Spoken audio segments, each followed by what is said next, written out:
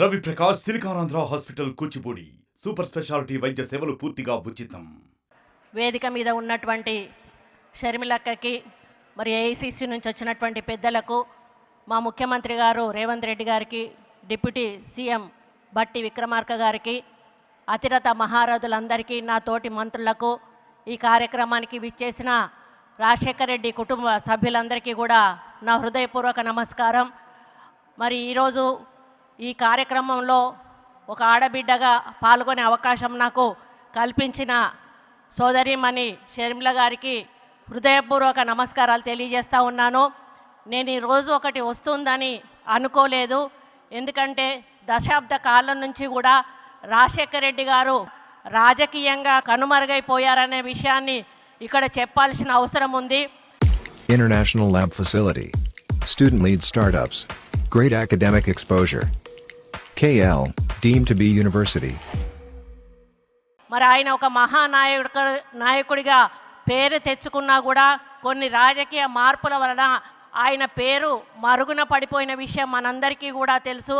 కానీ ఈరోజు రాజశేఖర రెడ్డి బిడ్డగా వైఎస్ షర్మిల గారు మళ్ళీ తన తండ్రిని ప్రజల్లోకి మరి తీసుకొచ్చి, నానా నేనున్నాను అనేటువంటి ఒక భరోసా కల్పించి రాజశేఖర రెడ్డి గారిని మన ముందుకు తీసుకొచ్చినందుకు మరి వారిని అభినందిస్తూ ఉన్నాను. మరి నాకు చాలా గర్వంగా ఉంది. ఈరోజు వస్తుందని నేను అనుకోలేదు. ఎందుకంటే ఇప్పుడే రామచంద్రరావు అన్న చెప్పినట్టుగా నా భర్తకు ప్రాణదానం కల్పించిన రాజశేఖర రెడ్డి గారి కోసం ఆ రోజు నేను మంత్రి పదవిని వదిలిపెట్టుకున్న విషయం మీ అందరికీ కూడా తెలుసు. చాలామంది తర్వాత నన్ను అడిగారు, నీ ఒక్కరోజు కూడా బాధపడలేదా నీ మంత్రి పదవి వదులుకున్నందుకు అంటే నేను ఒకటే మాట చెప్పాను, అటువంటి నాయకుడి కోసం ఒక మంత్రి పదవి అనేది తృణప్రాయంగా వదిలేయడం మామూలు విషయం, అది పెద్ద గొప్ప విషయం కాదు అని చెప్పి నేను ఏ రోజు కూడా బాధపడలేదు.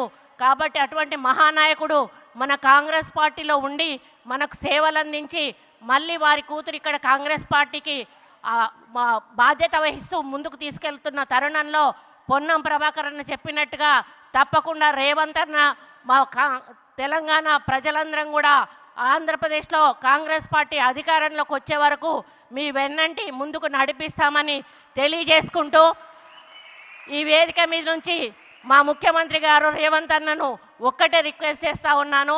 అన్న ఒక సమైక్యాంధ్రలో ఒక మంచి ముఖ్యమంత్రిగా పేరు తెచ్చుకున్న రాజశేఖర రెడ్డి గారికి ఆయన స్మృతివనం అంటూ ఇక్కడ ఆంధ్రప్రదేశ్లో లేదు, అక్కడ తెలంగాణలో లేదు.